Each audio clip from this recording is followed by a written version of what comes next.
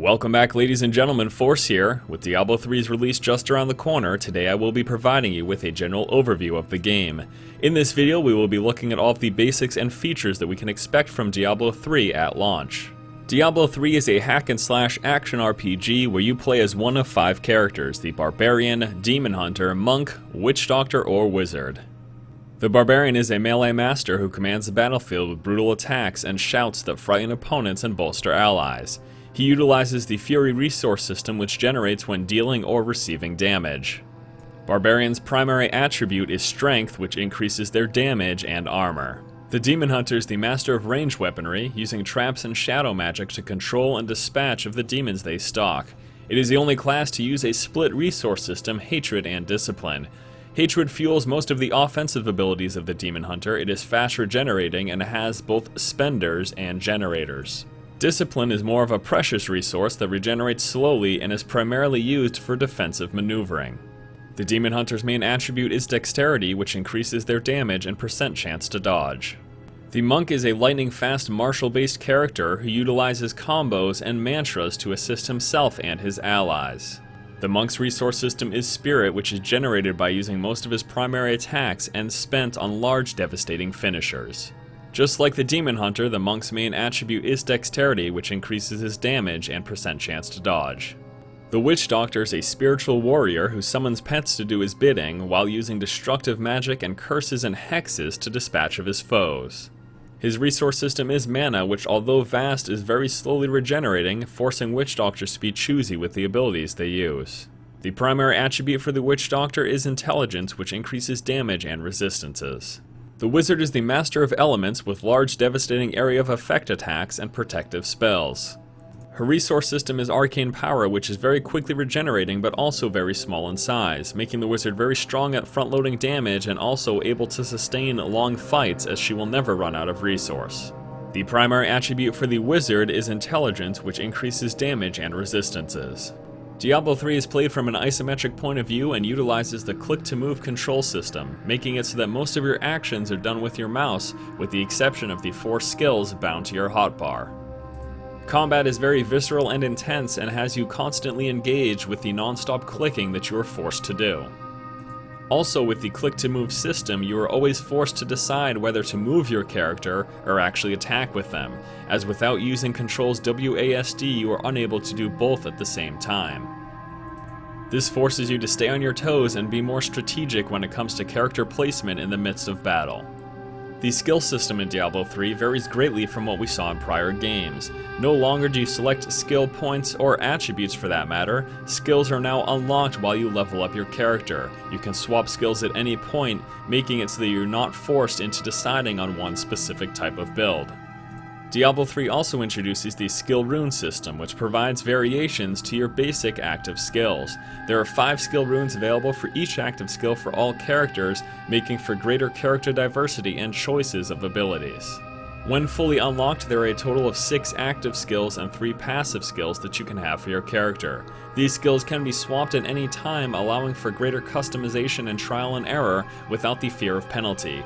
The one exception to this is in the later difficulties where you are incentivized to stick with a certain build. Diablo 3 features 4 difficulty levels, sticking with the standard normal Nightmare and Hell seen in prior games and adding a 4th difficulty by the name of Inferno. Inferno will be the hardest challenge that any of the heroes of Sanctuary have encountered. With a player cap of level 60, the first monsters you encounter in Inferno will be level 61, progressively getting higher as you move through the acts.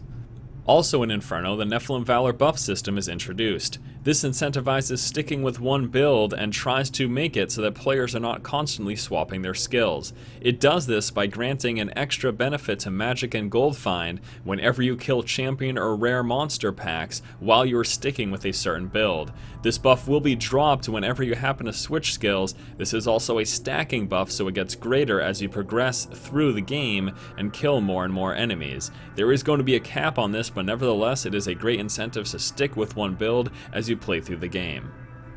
While there will undoubtedly be various monster types in Diablo 3, there are 2 basic categories that you can split demons in the game into. Your basic everyday run-of-the-mill demon, and your much more difficult enhanced demon, which includes champion and rare monster packs. Champion and rare monsters are enhanced with various abilities, making them much more difficult to kill and to escape. Increased health, increased damage, increased speed, increased rooting effects, increased abilities, all of these attributes are possible to be added to enhanced monsters, and they get ever more difficult as you progress through the game, with more and more enhancements being added to these champion packs.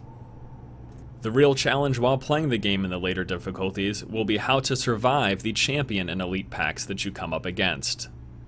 Items and gear in Diablo 3 work just as they did in prior games, with a randomized chance of dropping off of any monster. As you progress through the game's difficulties and acts, you have a higher percentage chance to get better items, but it is still completely random. With that as well, the attributes on the items and weapons are also randomized. You are never going to be certain what you will get from any particular piece of gear. There are 16 visual distinct types of gears that you get while you progress through the game.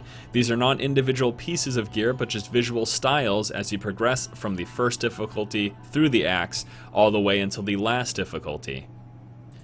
In addition to that, there will also be sets and legendary items in the game which do have their own distinct looks.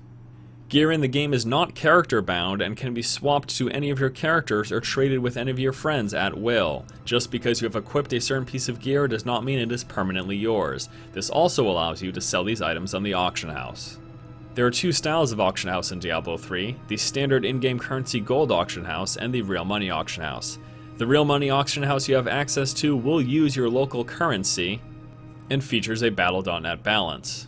With the auction house, there is a transaction and a withdrawal fee, so if you are selling items on the game and trying to pull it into your PayPal account, you are going to be incurring fees.